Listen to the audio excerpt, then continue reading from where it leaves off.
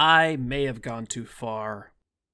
Through meticulous planning and soul-crushing legendary item grinding, I have finally brought to life a true efficiency monster. Ladies and gentlemen, I present to you the Masochist.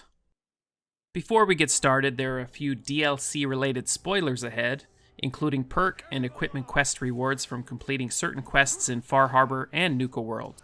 You have been warned. Now, let's start the insanity. How does the Masochist build work?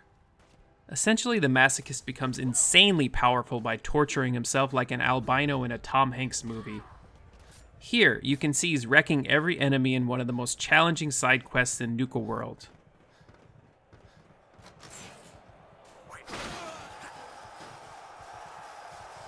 How is this possible?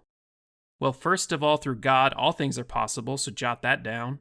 But second, the Masochist build takes advantage of two of the most overpowered and underutilized legendary prefixes, Unyielding on armor and Junkies on weapons.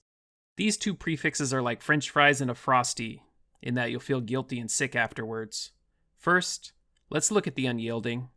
With a complete set of 5 pieces of Unyielding, as long as the Masochist remains under 25% maximum health, he gains a bonus of 15 to each of his special stats. Well, except for endurance because of math? That's still a combined total bonus of 90 across all of his special stats. Now, this is only good if the Masochist can stay under 25% maximum HP at all times.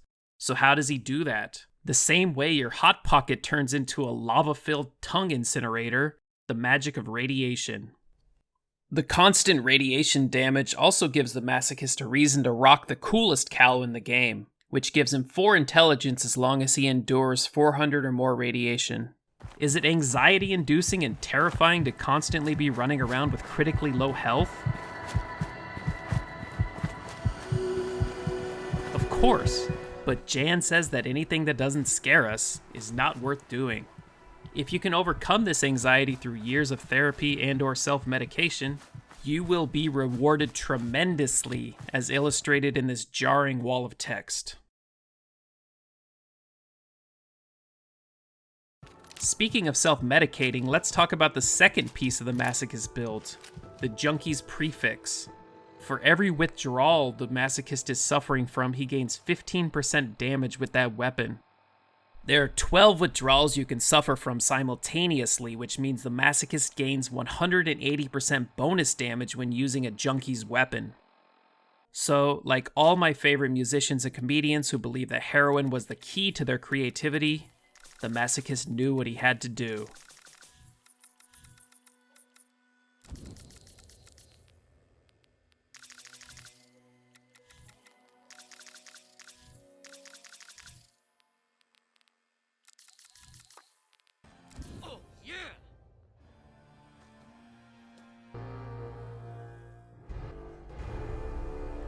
After a long night of doing the Junkie Limbo, the Masochist was finally complete. The withdrawal penalties are pretty severe, but not for the Masochist. Because of his huge special stats buffer from the Unyielding set, he barely even notices all the penalties. Yes, the Masochist wanders the Commonwealth as irradiated as Doc Brown after a plutonium accident, having DT so bad that he's shaking like... Never mind, that joke's too mean.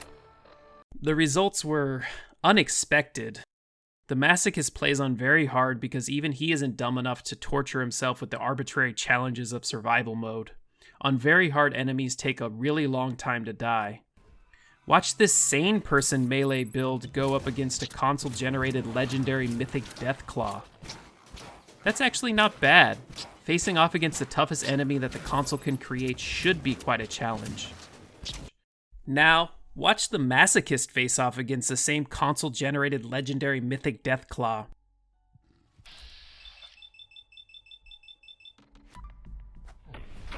And yeah, even without a 12-time sneak attack bonus or a 25% maximum blitz damage bonus, it was still as effortless as me shoehorning pop culture references into my script. Why does melee do this much damage? This isn't a rhetorical question. I actually have no idea.